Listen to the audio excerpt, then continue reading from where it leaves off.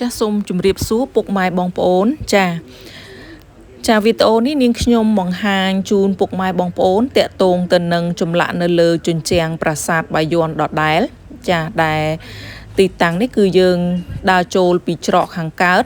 ចាឆ្ពោះមកខាងឆ្វេងដៃនឹងឃើញមានផ្ទាំងចម្លាក់ចាឆ្លាក់ជាច្រើននៅលើជញ្ជាំងចាចំពោះចម្លាក់ត្រង់កន្លែងនេះគឺរៀបរាប់តាក់ទងទៅនឹងពិធីបុណ្យព្រះរាជសព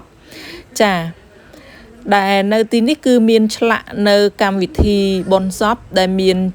ជានារីរបាំរាំនៅក្នុងពិធីបុណ្យសពចាមានការសូត្រមន្តមានការចារៀបចំផ្សេងនឹងឃើញនៅមានមឈូសដែលមានតម្កល់នៅលើទីខ្ពស់មួយ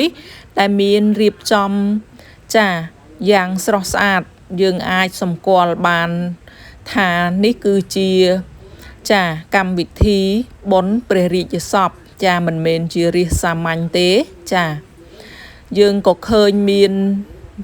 អ្នកចូលរួមយ៉ាងច្រើនកុះករនៅជុំវិញ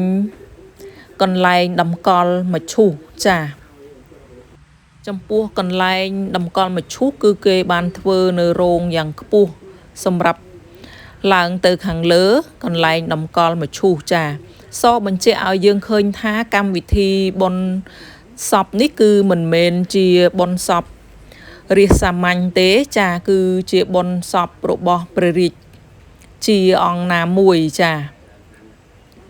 ពិតជាគួរឲ្យកោតសរសើរនៅបុព្វបុរសខ្មែរយើងដែលលោកគិតឃើញ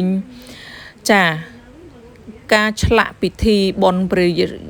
សពទុកដើម្បីឲ្យកូនចៅជំនាន់ក្រោយបានឃើញនៅកម្មវិធីនេះចាអញ្ចឹងកម្មវិធីបុណ្យសពឬក៏ព្រះរាជសពនេះគឺមានតាំងតែពីសម័យបុរាណមិនមែនទៅតែមានទេចានេះគឺជាអត្ថន័យខ្លះៗតាក់ទងទៅនឹងការ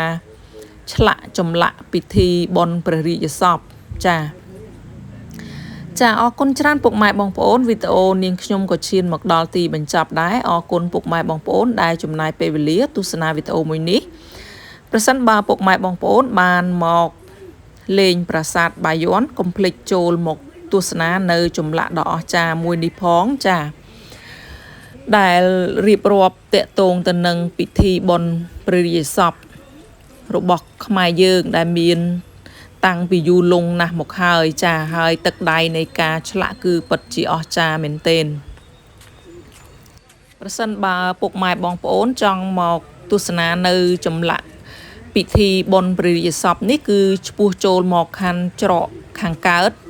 បងប្អូនបត់មកខាងឆ្វេងដៃចាមើលនៅលើជញ្ជាំងចា